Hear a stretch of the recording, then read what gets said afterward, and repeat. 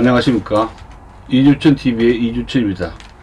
자, 다시 유튜브 방송을 시작하겠습니다.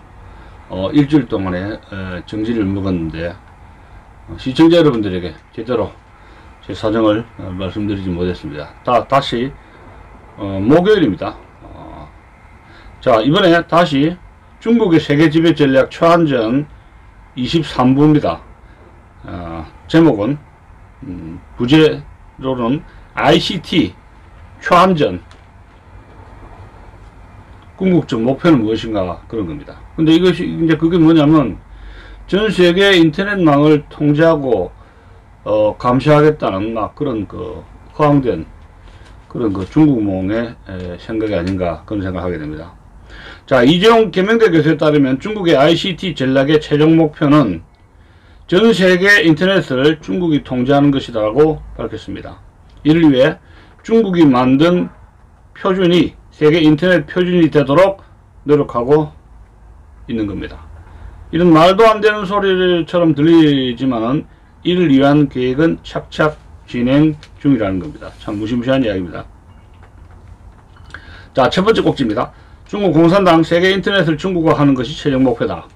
자, 이재용 교수는 책 초안전에서 전 세계 인터넷 서비스 모델을 중국 공산당식 검열 통제 모델로 전환하고 이를 통해 전 세계 인터넷 담론과 정치, 경제, 사회적 아젠다를 장악하는 것이 중국 ICT 초안전의 궁극적인 목표라고 밝혔습니다. 그러면서 이를 위해 중국 공산당이 인터넷에서 전개하는 초안전 방식은 모택동의 중국 전략을 구사하는 것이라고 설명을 했습니다. 자, 모택동의 군사 전략이란 무엇이냐? 적극적 방어론입니다. 적극적 방어론입니다. 자, 먼저 내부를 철저히 단속해서 방어하고 대외적으로는 침입을 막는다는 겁니다. 여기에 방어라는 이름을 앞세워 외부에 대한 공격적인 자세를 취하는 겁니다. 텐망 같은 인터넷 감시망을 구축하는 것과 동시에 다른 나라 인터넷 공격을 하는 것이죠. 미국 등 서방 국가가 핵심 목표지만은 저개발 국가 또한 장악할 목표입니다. 이때 저개발 국가에 대한 공격은 노골적인 편인 반면에 서방 국가에 대해서는 매우 은밀하고 간접적이며 장기적 포석을 한 뒤에 목표 국가의 내파, 인프로전, 내파를 유도하는 공작을 전개하고 있다고 이것은 설명을 했습니다. 이런 전술을 통해서 취약한 지역부터 저개발 국가부터 시작해서 핵심 지역인 서방 국가까지 차차 영향력을 서서히 확대하고 결국은 세계 인터넷을 중국 공산당이 감시하고 통제하려 한다는 것입니다. 자, 이재용 교수는 이렇게 설명합니다. 중국 공산당은 이를 위해 세계 인터넷 장비와 표준을 장악하며 적국의 최신 장비, 기업을 자신의 용도와 목적에 맞게 역용하는 전법을 구사한다. 이렇게 설명을 했습니다. 그 첫 번째 목표로는 바로 인터넷 표준을 차지하는 겁니다. 반공 중화권 매체 에포크 타임스는 2017년 1월 열린 중앙인터넷안전정보화위원회 지도부 4차 회의에서 시진핑이 밝힌 세계 인터넷 장악과 통제 전략을 보도한 바 있습니다. 시진핑은 그 당시 회의에서 세계 인터넷 장악 3단계 전략을 설명을 했습니다.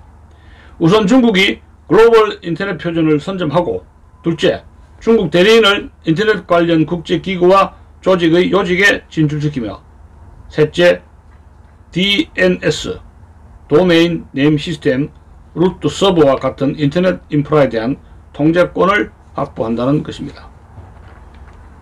시진핑은 이를 위해 세계 인터넷 기술을 선도하는 미국 기업을 집중적으로 이용하라고 지시한 바 있습니다.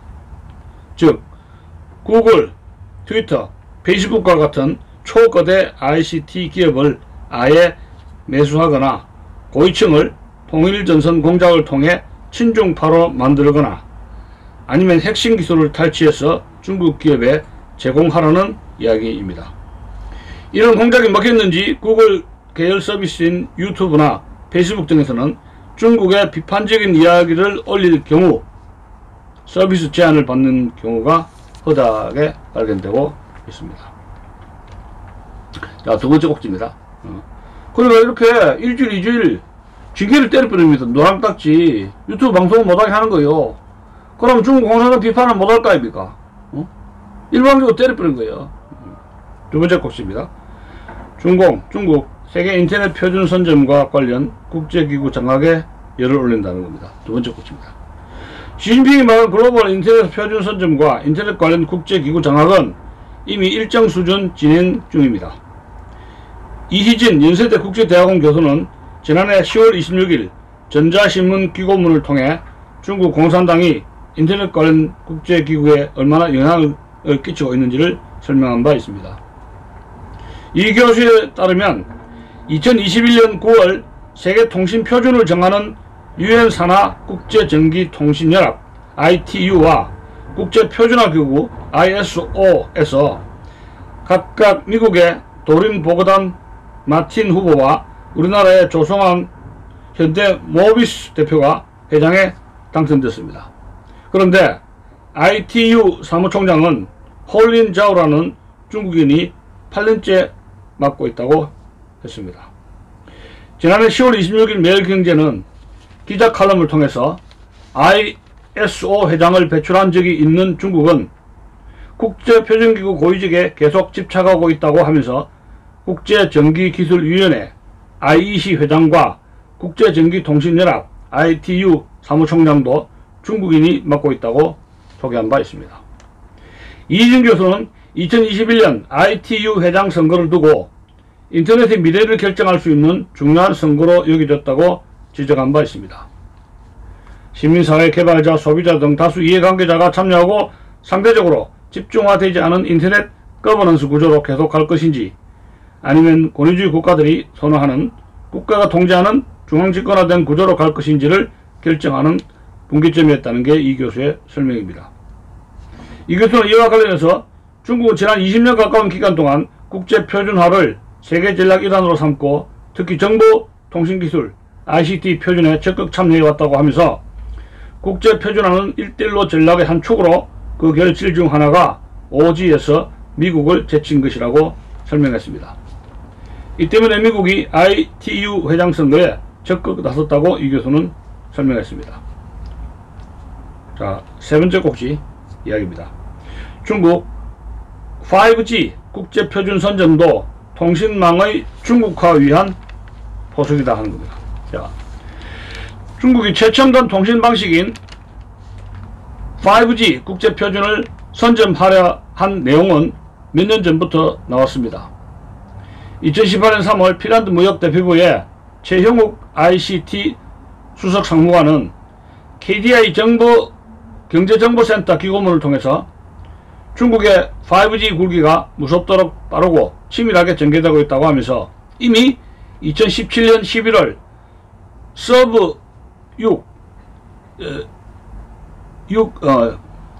6HSZ 이하 주파수 대역입니다. 서브 6이라고 불리는 주파수 대역에 대해서는 표준 주파수를 공표하며 5G와 관련된 중국 내 업체들의 기술 개발을 독려하고 있다고 전한 바 있습니다.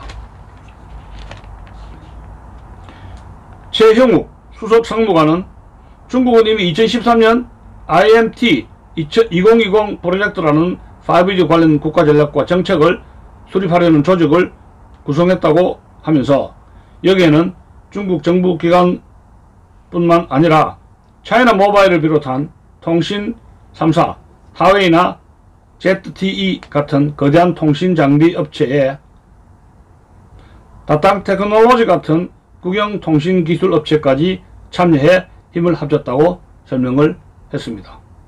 이때 중국 당국은 5천억 위안, 당시 약 85조 원입니다. 85조 원을 투입했고 통신업체들은 1,800억 달러, 약 200조 원을 투입했다고 합니다. 이런 거액의 투자는 표면적으로는 스마트시티, 스마트 팩토리, 스마트홈 등을 현실화해서 중국 인민을 잘 먹고 잘 살게 한다는 것이지만 중국 공산당의 속내는 통신망 표준과 인터넷 표준을 장악해 자국 통신 장비가 세계 시장을 선점하게 만들고 이를 토대로 해서 세계 인터넷을 중국 공산당이 통제할 수 있게 만들려 한다는 것이 이지영 교수의 지적입니다. 중국 공산당은 또한 인터넷 공간의 여론 조작을 위해 각종 SNS와 포털, 인터넷 언론 및 방송에 대해서도 통일전선 공작을 펼치고 있습니다. 앞서 설명한 인지전의 입각에 가짜뉴스 유포, 사실 호도, 용어 혼란 유도, 여론 조작, 인터넷 홍위병을 동원한 특정 인물에 대한 공격 등도 인터넷 공간 장악을 위한 것이라고 합니다. 자, 네 번째 꼭지입니다. 중국 공산당 자국산 SNS 사용자 개인정보 탈취해서 국가안전부에 제공했다는 것이 네 번째 꼭지입니다. 참 갈수록 무시무시합니다.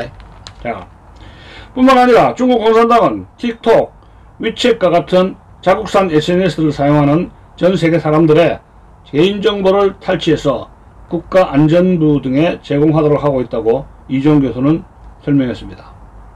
실제 2020 마이크 폼페이오 당시 미국 국무장관도 같은 지적을 했습니다. 이 교수는 이것이 당시 트럼프 대통령이 틱톡의 미국 내 서비스를 금지하는 행정명령을 내린 이유라고 했습니다. 이 교수는 반면 한국은 틱톡이나 위챗 등 중국산 SNS 플랫폼에 대해 완전히 개방한 상황이라고 하며 특히 틱톡은 한국의 젊은층에 광범위한 인기를 얻고 있다고 지적했습니다. 실제로 지난해 12월 틱톡이 밝힌 바에 따르면 우리나라에서 틱톡 웹을 설치한 스마트폰은 837만 5천 대에 달합니다. 이는 우리나라 전체 개통 스마트폰 5,389만 대의 15.5%에 달합니다. 비록 실제 사용 빈도는 많지 않지만 틱톡 웹이 깔려 있으면 개인정보를 탈취당할 수도 있다는 미국 정부의 경고를 생각하면 결코 적지 않는 숫자입니다.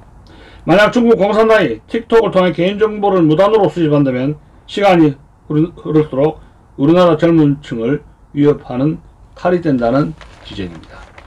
자, 우리나라 중국 백도 초안전 전략에 대해서 속수무책인 것 같습니다. 정부도 그렇고 국민들도 그렇고 시민단체도 그렇고 여기에 대한 어떤 대책이 있어야 되지 않냐 그런 생각을 하게 됩니다. 자, 여러분 안녕히 계십시오.